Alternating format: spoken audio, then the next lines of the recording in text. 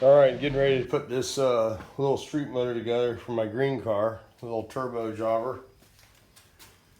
So we got a 82 crank here, got a set of scat rods with 3/8 rod bolts. We got a CV Performance camshaft. It's like 270 on the duration at 50 and 608 on the lift with 1.4 rockers. Found that to be the sweet spot if you want to make some power with a turbo. You get the cam too small, you get the duration too tight, starts getting too much cylinder fill too early, and bad things happen. So we're using the camshaft sort of like a big exhaust housing on a turbo. We don't want it to cram a bunch of cylinder pressure in there at low RPMs. We want to let that load come a little later in the RPM. So that's the idea behind the bigger camshaft than you'd probably normally run on the street. But a couple little tips if you're putting your motor together at home. Always leave your center main out of your parting case half there when you think you have everything laid out, ready to assemble. You want to take that bearing, drop it over the main, and you should have zero rock. This shouldn't move at all. It should be completely flat on top of the other bearing. If you get any rock here at all, go ahead and pull the crankshaft back out, check all your dowel pins. You're more than likely going to have a bearing compromised by a dowel pin if this does not sit flat. And it's pretty much the absolute. You want that bearing to sit nice and flat, and that'll tell you that your crankshaft's right where it needs to be in the bearing saddles. All your bearings are installed properly, and everything's good to go. So we're going to put a little oil on the journals now. Got a little bit of little backlash on the cam. You want to have a little bit of rock there, not a whole lot. It needs to be sort of on the tight side. We're going to put a little oil on the bearing surface and a little bit on the sides of these rods to get them to stick up. Got our cam lube on there. We got all our cam bearings in place. I know I got a couple guys that watch that like to tell me, hey man, you left the cam bearing out. But they're all in there. And I think we're ready to put the case halves together. We did put a plug in this side of the case. We're going to full flow the pump, or it's already full flowed. So the pump has been plugged. They make pumps now that don't have this hole in them. Really nice, you don't have to plug them. This is an older pump. But anyway, it's a good idea to plug the hole also in the case. A lot of times, if we're at a stoplight and you don't have that hole plugged up, it can cause the oil light to flicker and at an idle. So my California buddies talked me into plugging this off, and it seems to help. A lot of years I worked at a shop, we never plugged that hole. We just plugged the pump. And you'd occasionally get that light flickering every once in a while, and now I know why. So anyway, I think we're ready to drop the case half on. We got our lifters lubed up. We got our clips in there. We got our bearings in there. We're running a split bearing in the front on this if it looks funny. There's no circle bearing there. The split bearing is a little more robust. It's a steel back bearing and gives you a little more support, if you're going to do this kind of deal with your motor, turbocharge it or put a lot of stress on the crank. So I think we're ready. I have the case halves scooped up with some silicone there like I like to use. I'm not an aviation Permatex fan. But anyway, that's a personal preference. We have our cam plug in place. I always install them backwards because they fit better in an aluminum case. If you put the plug in with the smooth side to the flywheel, you'll notice that the cam plug, it rocks quite a bit. If you turn it around, like everybody tells you not to put it in, and put the open side to the flywheel, It will sit in your case really nice. It won't rock. And if you ever have a clutch bolt come through here somehow and catch the cam plug, it won't just rip the cam plug open. You know, you got a little spot there where you can have some stuff go on. So we got our oil plugs in. We got our oil galley plug installed in the back of the case. Never use Teflon tape on an aluminum case. Always use Teflon sealer. The Teflon tape usually exaggerates the torque of whatever you're putting into the aluminum, and a lot of times I'll see these cases split brand new. Most common area that they break is the oil sending unit, but try to refrain from using any Teflon tape on an aluminum case. They do not like it. So Teflon paste, liquid Teflon is perfectly acceptable, but the tape seems not to be very good for these. Alrighty. So now we're going to stand these rods up. See if they'll just stand here like that. I'm going to go grab the case half, real smooth, light, and just drop this on. And I already see the rod is not cooperating. That's usually how it goes. See, you have a certain amount of time to look cool doing this, and then that window closes. So here we go.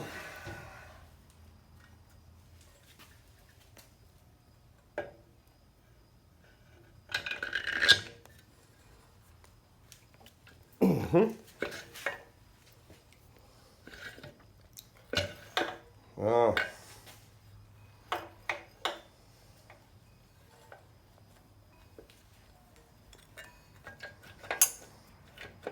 Had my one rod get away from me there. We got her though.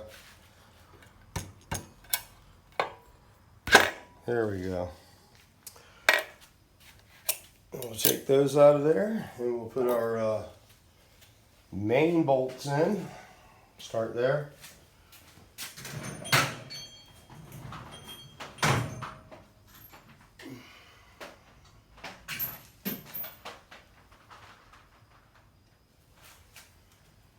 And we'll get a little more sealer for those washers on the main studs. I like to seal the back of those.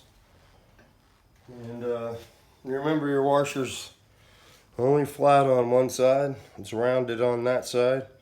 This is the side that you want the nut on. You want the flat side down on the case. Little tip there.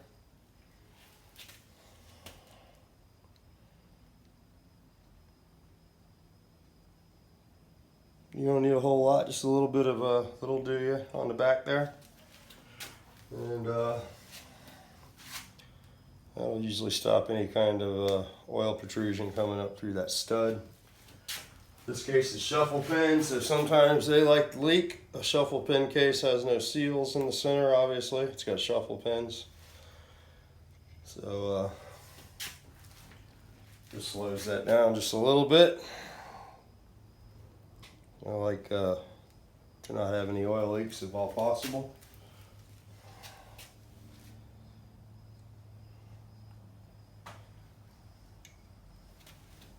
One more. Put our nuts on there and see if this thing turns over. Hopefully it rotates. We already had the flywheel installed on this. I did this one a little different because the motor's been assembled probably 4 or 5 times already. Checking stuff, doing this, doing that. So the flywheel and the end plate is all set. So that should be good. We'll make sure your flywheel is not touching any of the nuts on the stand. Obviously, if that was the case, your bearing wouldn't sit flat. You know, it's another reason we do the bearing thing. You know, it assures us that our crank is sitting in the case properly. I like to use these sealing nuts, and I install them upside down according to a lot of people. When I was a kid, there was a shop in town here 35 years ago, and they would take the case washers off, and they would turn these nuts upside down and cram them down there and torque it down on the plastic. Not ideal. The idea behind these nuts is basically the seal is just going to keep the oil from crawling out of the threads. We're not trying to use it as a lock nut. You know, that's not the idea here. So that's why I put them on this way, just so everybody knows. Don't know if it's right or not. I've been doing it for 35 years now, so 35, maybe 40. I always lose 10 years there somehow. But anyway, since 1979, that has been the preferred method for me.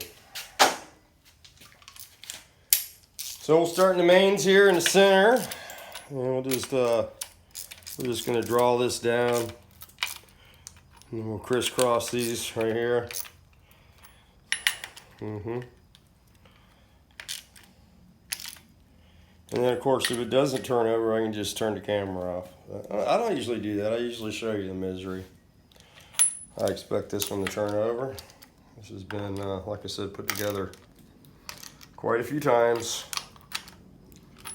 before we did our permanent assembly here.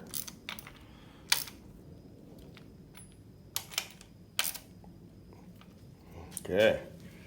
Well, you can see through the cylinder holes. I don't have a lot of silicone, you know, smashing into the case. I tried to be sort of conservative with the sealer. Oh, that's sweet. But I don't want it to leak, you know, so that's what you want. That's ideal, you know. You want it to really turn over really nice and smooth. No kind of draggy or anything. It's one of the reasons I prefer not to use assembly lube. A lot of times with assembly lube, you can't really feel what's going on with the motor. So I'm an oil kind of guy.